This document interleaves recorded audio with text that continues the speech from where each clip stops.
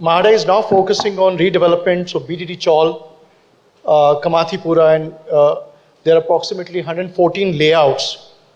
Can you share your journey and how you will see this become a role model and a success?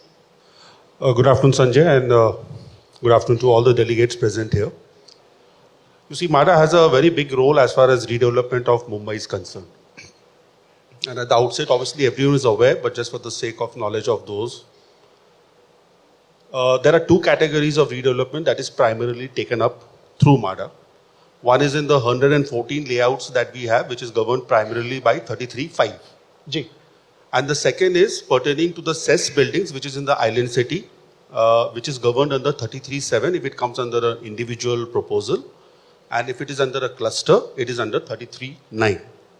Now, as rightly pointed out by Paragji, that initially the focus of redevelopment in Mumbai as far as through Mhada is concerned, even from the developer's point perspective and even from the government's approach, was very individualistic building oriented.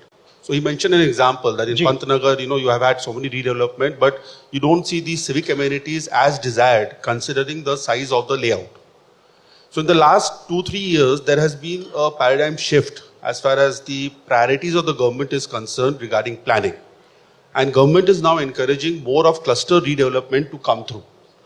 As a part of it, if I were to just give examples, BDD is one classic example where it was stuck up for many years and then adopting a clustered approach, and that to approach in which Mhada came in as a developer itself rather than appointing developers. Ji. I'm happy to say that the phase 1 of the project as far as Worli is concerned, Naigaon is concerned or NM Joshi is concerned has taken off, and roughly 6,000 odd houses are being constructed. That's incredible actually. Very well done. Very well.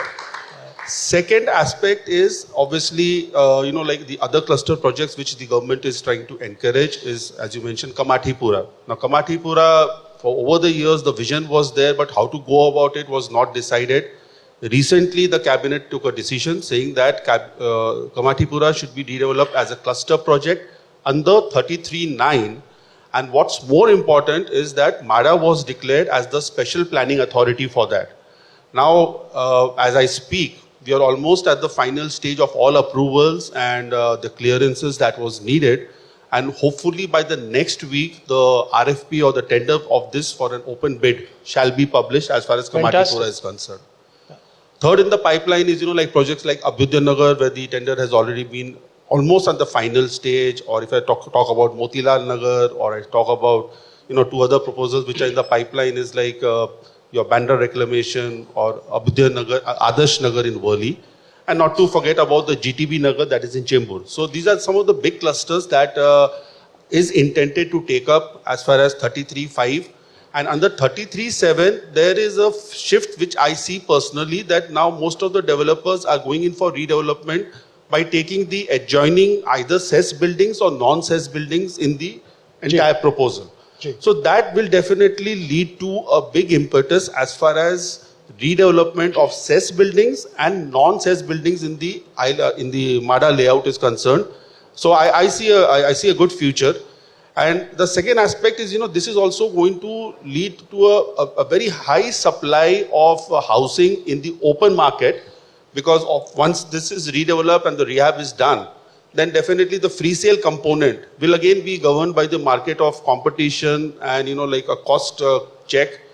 And this later on, I would elaborate upon it, that would also have an impact as far as the affordability index of housing is concerned, as far as Mumbai is concerned. That, just to continue from the fact that being a landlocked city, so ultimately, Mumbai was the commercial capital and shall always remain the commercial capital. And yesterday, one of the event, even the Honorable Deputy Chief Minister, Shri Devendra Fadnavis ji, he rightly mentioned that, this whole concept of the DP planning that we have, especially in terms of your zoning of lands and what is permissible and non-permissible. And then again, there's a lot of, I would say a lot of activism that takes place when any of these so-called non-yellow zone lands are converted either into residential or commercial zoning pact. So I don't blame that, because obviously that's a factor which one has to also take care of the concerns of the environment for that. To give a classic example, the salt pan issue which has come up right now. So ultimately, if such lands which are not developable, what we tend to see is that slums do come across there, and after a few years it gets encroached, and then any government of the day is ultimately under a lot of pressure to get it regularized or give them titles or rights on that part is concerned. So that is one aspect which I feel is a concern as far as Mumbai is concerned. So Mumbai ultimately, as I said, that Atal Setu, and even in the recent years, if you see the periphery cities or the towns, like whether it is Thane, Bhiwandi, Kalyan, or even to that extent Navi Mumbai, they're all expanding as a center of growth. Sure. But yes, more of commercial units and more of commercial, apartments or, I would say fully dedicated buildings should come across in Mumbai.